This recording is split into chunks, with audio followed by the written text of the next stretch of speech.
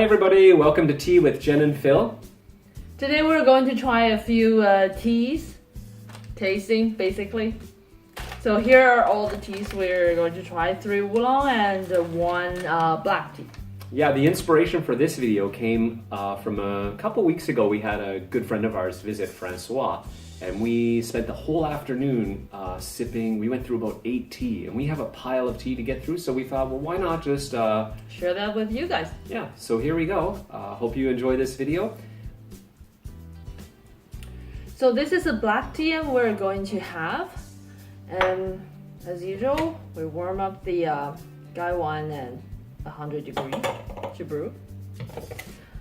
So this is the tea we got from the producer who mainly produced Zhang Shui Xian. So I'm guessing this black tea is also a Shui Xian cultivar.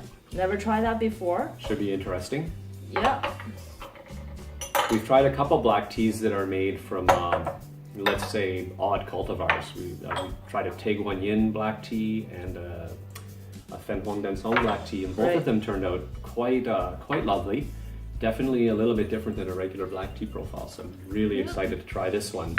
Shui Xian is one of my favorite ZhenTea teas, and I also really like Shui Xian, so I'm eager to try this black tea variant. Definitely a nice liquor color. So it's a really ruby red color, pretty clear liquor. Yeah. Nice. Just what we're expecting from a nicely processed black tea.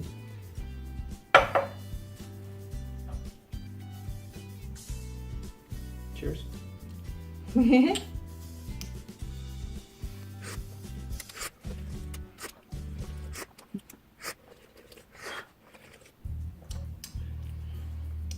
So, I think it's pretty clear to me that I don't like this tea.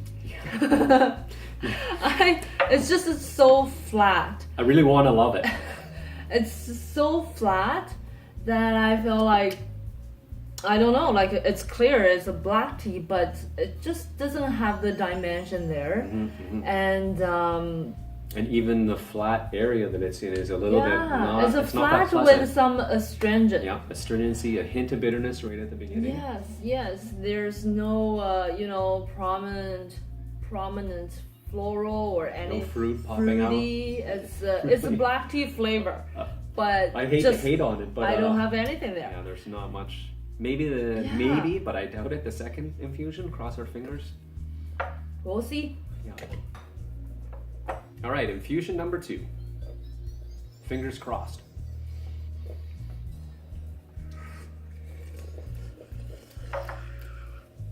I think I'm pretty much done with this tea. I'm going to switch to the next one because it's really, the second infusion is stronger. It has more more astringency. More astringency, a little bit bitter. Yeah, a little bit of citrus bitter. That's the only fruit I'm getting, is the touch of citrus.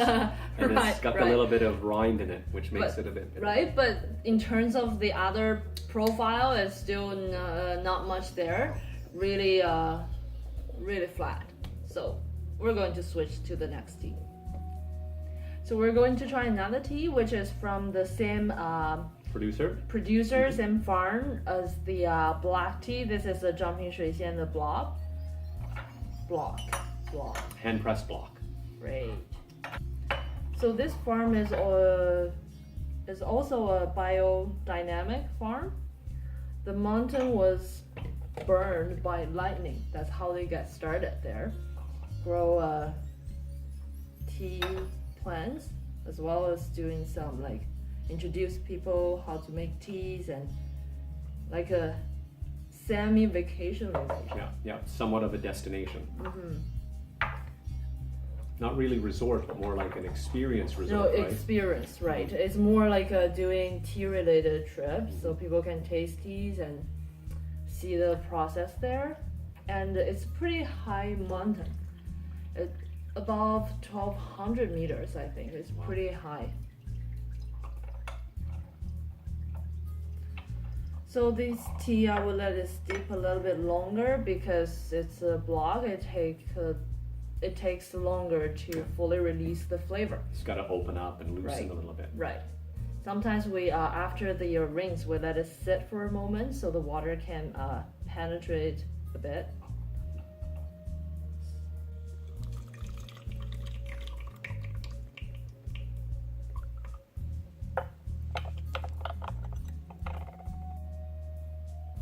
First infusion. Here we go.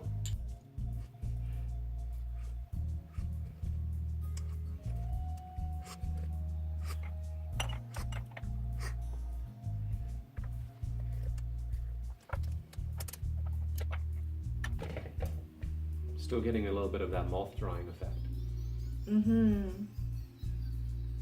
Yeah. I've tried some of their Shui Xian, the jumping Shui Xian before. I have really good impression about their teas, but I think this sample isn't one of their best stuff. It's a little bit thin. It's still pretty aromatic. Yeah. A little bit creamy, but the astringent is definitely there. And based on my experience with their teas, they're usually they're different than other jumping Shui Xian. They have that sexy aroma. So while we're trying the second and the third infusion, I'm going to let the tea sit a little bit longer. I want to see what it has.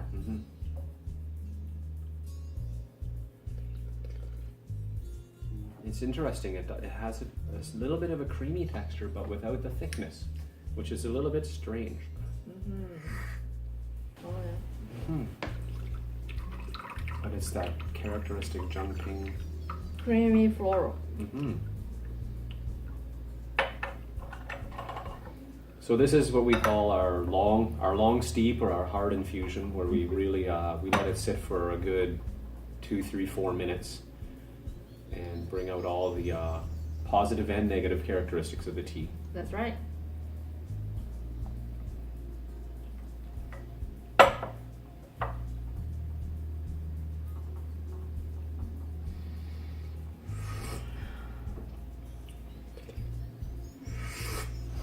The aroma is really light. It's there, but it's pretty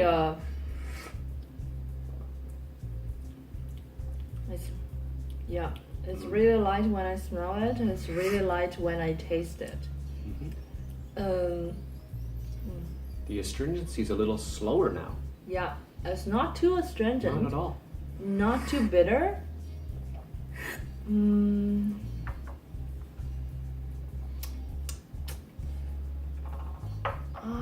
I don't know. I would call that weak, really weak tea. It's like it's trying to express something, but just cannot vent. Vent may be the better word. Like just cannot get the message out. You know, it's there. The tea has something, but it just doesn't have the power to push that through, get the aroma to me, get the flavor there. It's not too bitter, it's not too astringent, but also lack of some power there. So what we have here is another oolong Feng Huang Dan Cong. This is a gift we got from our Baiya Qilan producer. He has really great Baiya Qilan, which is another oolong. But I'm a little bit surprised. I remember I tried that once when I was in China. The Feng Huang? Yes. As soon as he gave that to me, like I tried that right away. But because this from when I just had that, it was right after the roasting, so I realized it's A little bit too fiery. not firing. I just feel like it's not settled yet. It's not like just roasty or firing. It's just I feel like it might taste better after a while. Right. That's why I'm trying this again. Give it a little relaxing time. Yeah. So I already smell the aroma here. Interesting. Really interesting. Yeah. Not as floral as I'm accustomed to. Nope. He roasted his own tea. Almost like candied nuts. really interesting aroma. Yeah.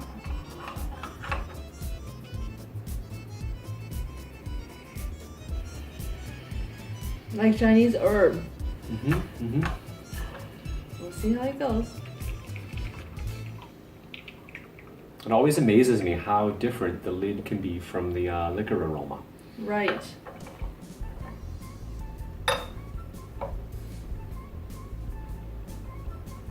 So this is the liquor. Interesting color Really too.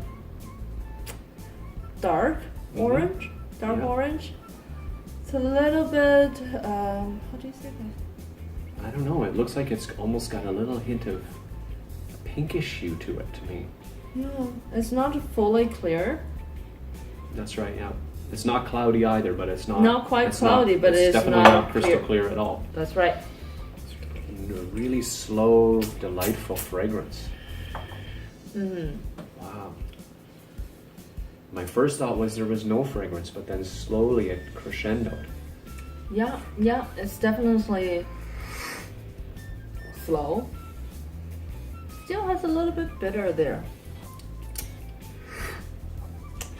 When I drink this, I remember why I feel like I should let this tea settle when I first tried it, because it has that not saying impure, but it has too much noise. It had too much noise when I first had it, so I was like, probably the tea needs some time. I still have this feeling, like too much noise.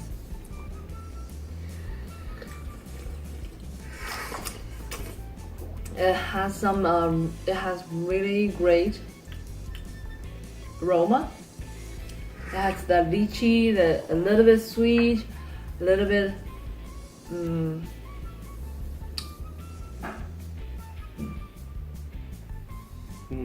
I don't have the same experience. I didn't have this tea the first time, so for me it's just this is a really mellow Feng Huang Dancong. For me, like mellow in the sense that it's taking its time in every regard. I've got a really slight bitterness, but nothing I could call unpleasant. I'm going to steep that while we talk. Sure. Our long steep? Yeah. So I don't know, it's still a little bit, I wouldn't call that flat. I feel it's just a theme. It's a really mouthfeel-wise theme. Yeah, and long after the sip, I actually still have some flavor. Like, it's pretty lingering. Yeah. But not only the beautiful aroma lingers, the astringency also lingers. Like, still now, I still feel that unpleasant coating in my mouth. Yeah. Not like, I don't think it's a major issue that I would say. I agree. I was going to say bad that. tea, but just something to pick on. I was going to say, in terms of a flavor profile, I think this tea could do fairly well on the Western palate. It just it's missing some key characteristics for a really good tea. The thickness. I don't know why you say that, but when you say that, I was like, I want to have some roast turkey with it. But yeah, the astringency at the end is there, but the flavor lingers too, and I feel like, and that's such an interesting nose for Feng Huang Dancong. That is really, and I don't get like a floral fragrance from that at all. No, the lid definitely doesn't have those aroma, those floral, fruity, and it's usually sweet bursting. aroma. That's right. And it's really, I actually smell a little bit more toasty flavor. Yes. I'm trying to put my finger on that smell. It's like toasty, but there's something specific, almost like drying wood or something. Yeah. Smell the a little bit cooler lid. The aroma is really just not fully gone, but really weak, really faint. And when it's fully cooled down, the cold aroma is barely there. We'll see how this tea does. So this is the liquor. I think I steeped that for 2-3 minutes, maybe. Something like It's that. really dark. It's almost like a black tea liquor color. I think that's what we noticed in the first one too, was there was a tinge of red, which is not exactly desired in an oolong tea.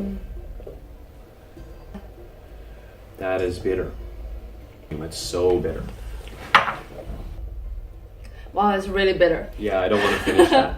Don't finish that. That's too hard. So, yeah, I just want to mention, when we do that like long steep, lots of teas gets bitter. And even some of the really good teas that can be bitter, but the difference in terms of bitter is this a lingering bitter that just keeps sticking in your mouth, or is that the bitter that hits you and quickly removes and become really like left your mouth really clean? Yeah, and the quenching effect we sometimes call that, or like a quick a refreshing. yes. Once the bitter leaves, you have this refreshing feeling. Yeah, but I still have that bitter, astringent, just stay in my mouth. Really, really unpleasant, I would say. Yeah. Yeah, I don't know. I won't ever steep this tea so long again, because it's really not flavorful. And yes, right. And the aroma and the taste is all not there. Yeah, it's just buried in that bitter, everything's just buried in that bitter punch that leaves your mouth bruised. Nah. So now we're going to have some Guan Yin. I really hope I can finish the day with a really good tea. Right. Eventually. This is a handmade one. We made this in 2015. I haven't had that in the past year, so I want to see how this tea does. We had this one made, or we actually made it? We made it. It's purely handmade. By purely, I mean from plucking, from oxidation, everything. Roasting and kill green, everything. So- it's by us. Okay, so Yeah. who made it? My mom. Wow, excellent. So we made that. We have been doing this kind of experiment with handmade oolong tea for the last couple of years. So you can smell a little bit of the aging since it's already 2 years. You have a little bit of the aging flavor and a little bit of the roasting. 2015 was the first year we started to do the handmade oolong, and we had several batches. Some of them are really successful, some of them are only can be personal teas. So this is the first infusion.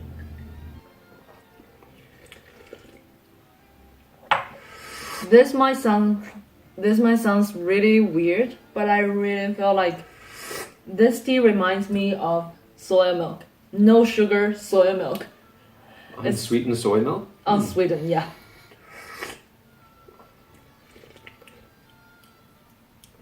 The roasting was too rushed. The roasting was rushed, so I still have that kind of a burned flavor there. Mm-hmm. But I like the thick mouthfeel. The mouthfeel is the thickest we've in had. a few. Yes, in last the few last few teas. teas we haven't had that thick of a mouthfeel. I was going to say the same thing. And I think I didn't realize, my thought was the fragrance is missing, but the mouthfeel is pleasant. And I think your point about the rushed roasting is probably the reason the fragrance is overwhelmed It's kind by of that. new, yes. Yeah, Like it's kills berry. the aroma, that floral aroma. Yeah. But nice mouthfeel. Yeah, like, yeah, it's really it deviates a little bit from the Guan Yin profile you would expect Yes. because of that roasting. Let's infuse this one a few times and see if we can get down to the fragrance, perhaps. But I would definitely have this tea because mouthfeel is way better. Like, It's like it's almost like there's a certain floral to it, but it's like a lily, a really weak, a gentle floral from one of Yes. those flowers that is they're not offensively floral, you know. That's right. So this is the second infusion. Nice golden color.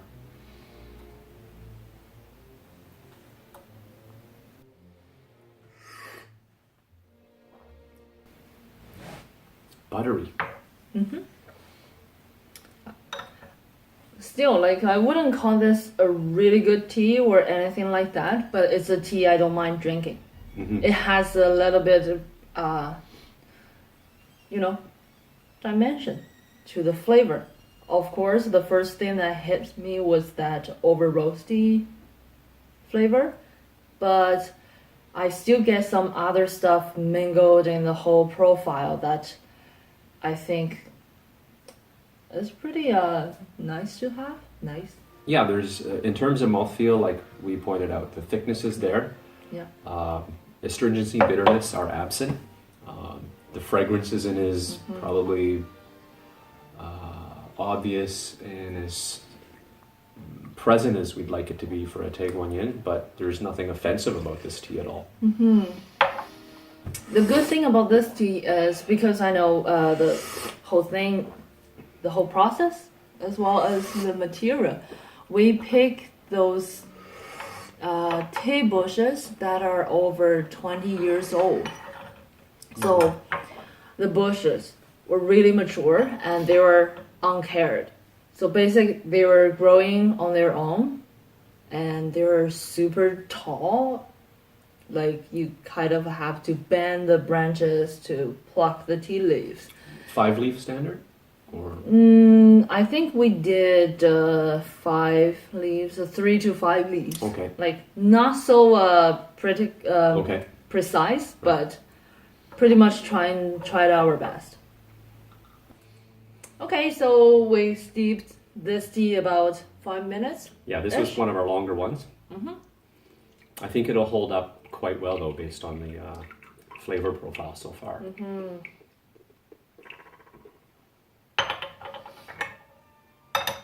Nice deep orange liquor. Mm-hmm. No real hint of red in there.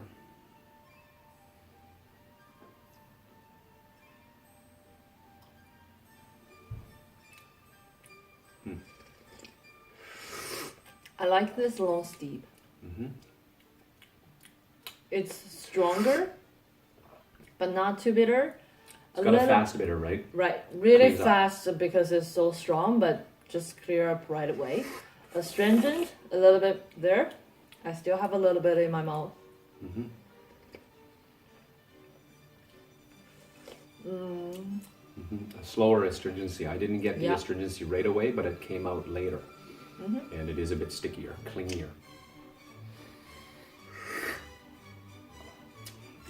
But as soon as the liquor hits the mouth, it's strong and thick. It still has that texture that I love. And important to the tea quality in general. Mm-hmm. And flavor-wise, of course, I still get that over toasty flavor, but also a little bit of the really, really minor, creamy, floral. It kind of reveals the cultivar of the tea. The potential of the raw material That's is there, right? Yeah. The thickness is largely due to that too, is it not? Yeah. Yeah. Mm-hmm. So a good closer. I'm glad we saved the best to last. It was just basically lucky. Right. All right, so that covers our tasting. We went through the 4 teas. Hope you enjoyed the video. If you have any questions about what we covered today, or if any comments about what you'd like to see us cover in the future, please leave a comment in the comment section down below. And be sure to subscribe to our channel to stay tuned for more interviews with interesting tea people and more tastings. See you next time. Bye-bye.